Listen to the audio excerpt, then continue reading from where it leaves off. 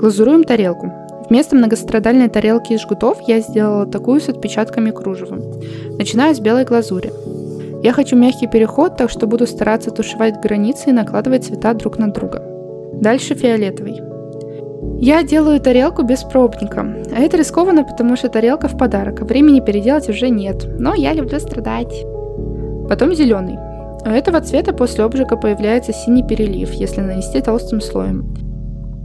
Я буду класть глазурь в несколько слоев, смещая границы цветов, чтобы переход был более плавным. Снизу будет просто зеленый. Вы увидите результат уже в этом видео, а мне пришлось ждать обжига и переживать. И вот что у меня вышло. Пожалуйста, подпишись.